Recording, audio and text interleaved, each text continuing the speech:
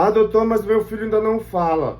Não fala porque você está vivendo no contexto atual dos pais, filhos. Hoje em dia os filhos ficam sozinhos num quarto, mexendo no celular por horas, né? Quando a minha geração era criança, com certeza eu ficava doido para brincar com meus primos. Todo dia a gente brincava com primos, amigos, né? Então a gente, da mesma idade, então a gente vai aprendendo como que o outro age, como que é o comportamento, né, de acordo com a educação. E aí a gente vai falando, e aí chega aquela fase de a mãe falar assim, não sei de onde esse menino tirou isso, né, falando brincadeiras que parecem de adulto, porque com certeza passou por um grupo de adultos e ouviu, e daí repetiu em casa, né. Então isso não acontece se a criança ficar sozinha com um videogame, por exemplo. Videogame é bom para memória, é bom para inteligência, é ótimo, mas não entre os 2 aos 6 anos. Entre os 2 aos 6 anos, o paciente tem que brincar, tem que estar só brincando, nem que seja na creche,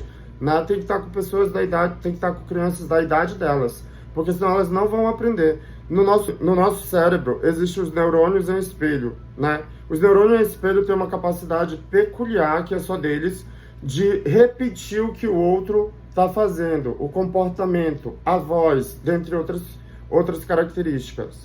Antigamente, uma vez eu escutei um colega meu que morava comigo, que hoje em dia é médico, né? Assim, eu não confio nela porque parece que ela não tem personalidade, porque quando ela anda com alguém, ela já pega o sotaque, já isso, já aquilo. Já eu não, já eu vejo diferente. Eu vejo como uma pessoa muito inteligente e capaz, que daria tudo de melhor na arte e em qualquer profissão. Porque vai ser uma pessoa que absorve quase que por osmose, né? Que praticamente lê a mente dos outros.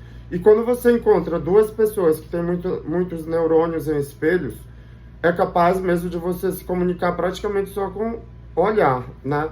E até responder com olhar ou até com pensamento, parece que você está ouvindo, né? Então isso é capaz de acontecer. Às vezes, o seu filho já criou uma defesa no subconsciente dele de querer tanto brincar com uma pessoa e não poder. Então ele já cria uma defesa com as telas. Pega o joguinho dele e fica lá mexendo com muita ansiedade, mexendo para ver se tem alguma coisa que satisfaz ele. E ele nem tem autismo ou TDAH, né? Mas ele não tem nenhuma criança para brincar também. Se você pai e mãe, quando você era criança, com toda certeza o seu sonho era que chegasse o fim de semana para encontrar com seus primos, com seus amigos, para brincar. Ou então que a sua mãe te liberasse para brincar na casa dos teus primos e amigos. Então, convive só com um computador, com certeza essa criança não vai ser um adulto muito desenvolvido intelectualmente, porque não vai ter uma infância adequada.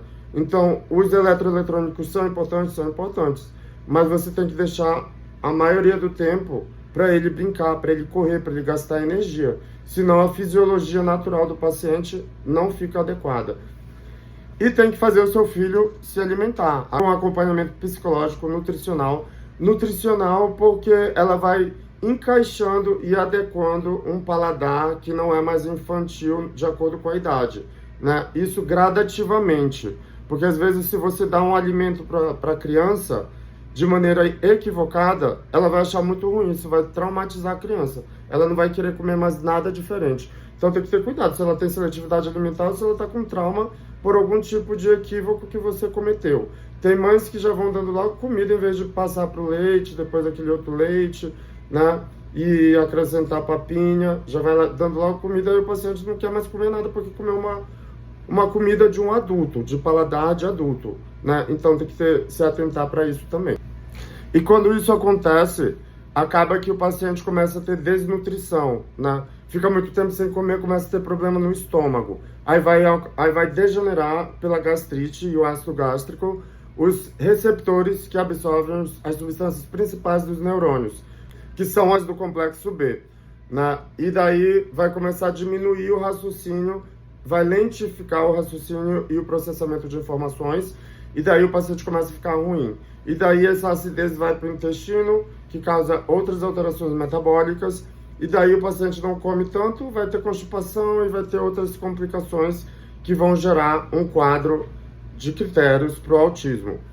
Ah, doutor, então quer dizer que meu filho não tem autismo? Não sei, mas provavelmente, às vezes, muitas das vezes, ele tem os critérios para o diagnóstico.